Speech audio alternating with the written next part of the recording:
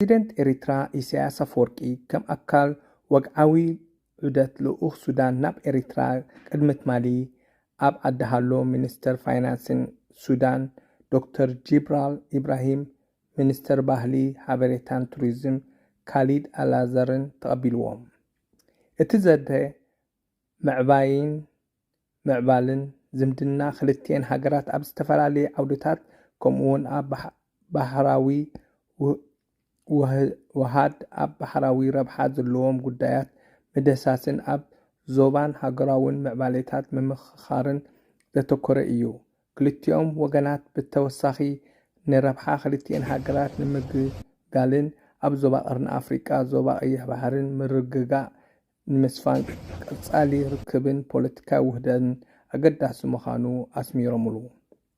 ኣብታ ኣኼባ ክልቲኦም ሚኒስተራት ኤሪትራ ኣብ ልዕሊ ሱዳን ዘርኣያቶ ደጋፍ መረገጺ መንግስትን ህዝብን ሱዳን ዘለዎም ኣድናቆት ናብ ፕሬዚደንት ኤሪትራ ኣመሓላሊፎም ኤሪትራ ኣብ ግዝኣታ ዝነብሩ ወይ ብግዝኣታ ዝሰገሩ ዜጋታት ሱዳን ኣብ መንጎ ሃገር ኣጋጢሞም ዘሎ ፍሉይ ኩነታት እትህቦም መሳለጥያትን ሓይልዮትን ብምንኣድ እቲ ዘተ ንጸጥታን ርጋእን ሱዳን ከምኡውን ኣብ ጎኒ መንግስቲ ሱዳንን ህዝብን ኣብ ምግጣም እዋናዊ ጉዳያት ደው ምባል ኣገዳሲ ምዃኑ ዘጠቓለለ እዩ።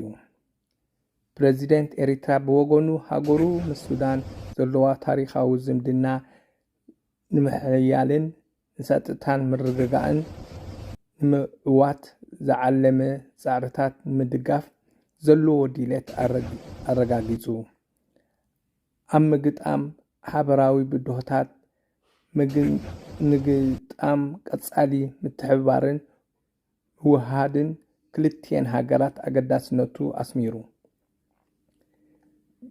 ጅብሪኤል ኢብራሂም ሚኒስተር ባህሊ ሓበሬታን ቱሪዝም ካሊድ ኣልኣዛርን ትማሊ ኣብቲ ኤምባሲ ሱዳን ኣብ ርእሰ ከተማ ኤሪትራ ኣስመራ መበል 70 ዓመታት ናጽነት ሱዳን ዝካየዶ ስነ ስርዓት ተረኪቦም። ኣብቶም ተሳተፍቲ ሰበስልጣን ኤሪትራ ምስ ኣምባሳደራትን ኣባላት ዲፕሎማሲያዊ ኮርን ኣብ ኤሪትራ ተፈላጥነት ዘለዎም ኣባላት ኤምባሲ ሱዳን ከምኡውን ብርክት ዝበሉ ዜጋታት ሱዳን ኤሪትራውያንን ይርከብዎም። እቲ ናይ ጽምብል መደብ ኣብ ሱዳን ንዝፍጸም ምዕባለታት ገበናት ምልሻ ሓይልታት ቁልጡፍ ደገፍ ዝሽፍን ዝርከብዎ ናይ ደገፍ ዘጉልሕ ሰነዳዊ ፊልም ምርኢት ዘጠቓለለ እዩ። መንግስቲ ሱዳንን ህዝባን ዕላማ ናይዚ መጥቃዕቲ እዮም ነይሮም። እቲ ስነ ስርዓት ስነ ጥበባውን ባህላውን ክፋላት እውን ዘጠቓለለ ኮይኑ ኣብዚ ስነ ስርዓት ክብርታት ናጽነት ሓድነት ጽንዓትን ዘገልግል እኩብ ሃገራዊ ደርፍታትን ግጥምታትን ቀሪቡ። ኣምባሳደር ሱዳን ኣብ ኤሪትራ ኣምባሳደር ኦሳማ ኣሕመድ አብደል ባሪ ህዝቢ ሱዳን ናጽነት ዘካይዶ ምዕራፋትን ኣብ ዝሓለፈስ ዓሰርተታት ዓመታት ዝከፈሎ መስዋዕቲ መደረ ኣስሚዑ። እቲ ስነ ስርዓት ዕምቀትን ጥንካረን ዝምድና ሱዳንን ኤሪትራን ከምኡውን ንክልቲአን ሃገራት ዝኣስር ታሪኻውን ጂኦግራፋውን ምትእስሳራን ሓበራዊ ረብሓታት ኣስሚሮምሉ።